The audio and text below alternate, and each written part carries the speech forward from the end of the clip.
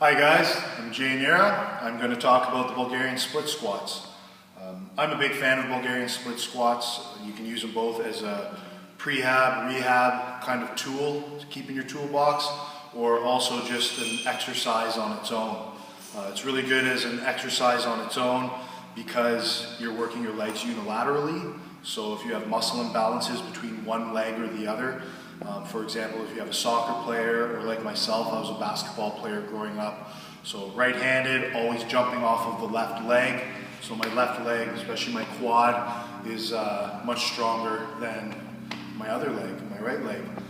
As a prehab and rehab exercise, they're really good because they're teaching the body, the hip, to open and close two different ways at the same time, simultaneously, while also getting you to stay still in the spine so there's no flexion or extension in the spine. So this has a lot of valuable things to do neurologically, in cueing your body to move properly, and also just making sure we have good hip mobility. And if your hip mobility is good, then we're protecting our back, because then our back doesn't have to be mobile in the lower area. If your hips are stiff, if your hip is stiff, then we end up having to bend more in the lower back. So if our hips are nice and mobile, then that keeps our back from having to be mobile, and then our backs can focus on being solid, okay? I first started doing Bulgarian split squats when I started bobsledding. It was something that almost all of the bobsledders did, like as a regular exercise. I'd see guys working up to 3-4 plates regularly, busting out 6 to 12 reps with 3 plates or so. I didn't like doing reps that high because of the lactic acid, so I normally work around like that 6 to 8 rep range, and we go with about 4 plates. Mind you, the technique was not very strict, so they weren't exactly the best performed reps. Pete Rubish loves doing Bulgarian split squats.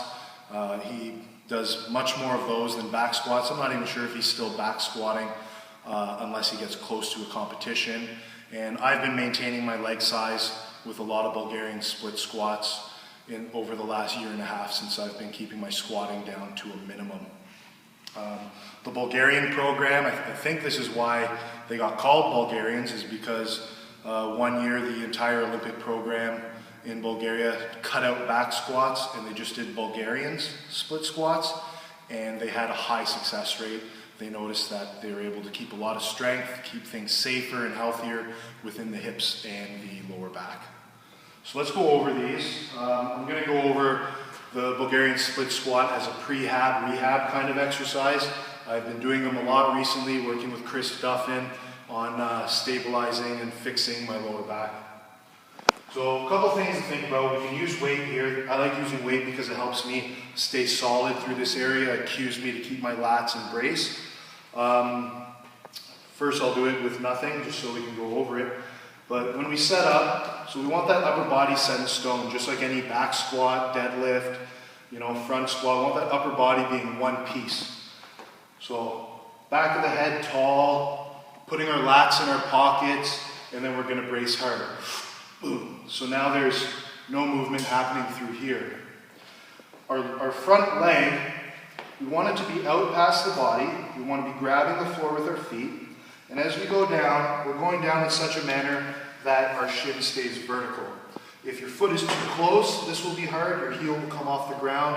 All your weight will shift to your toe. This is going to put a lot more on the knee and the quad. And if you're out too far, then we have nothing on the quad, and it's a lot more hamstring. So we want to try and keep it, somewhere in the middle, somewhat vertical, okay? This back leg, when we go down, we want to try to get a straight line between our shoulder, our hip, and our knees, so we're nice and straight. So we're not broken up like this, I'm all kinked like this, but we also don't want to be so stretched out that we're opening up like crazy here, okay?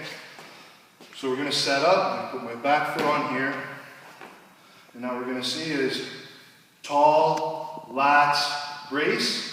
My upper body is not upright, completely upright. It's going to be slightly on an angle like this, and we are moving straight up and down, just like in an elevator in a squat, okay? So we're trying not to go like this at all. Trying to go straight up, straight down. We're not leaning forward too much though. Just enough that we have good balance. Good. So here,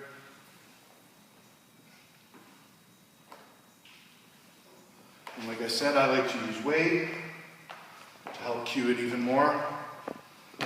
Just having something pulling down on my arms makes me cue my upper back and my lats and my head tall. And now I brace, grabbing the floor with my feet.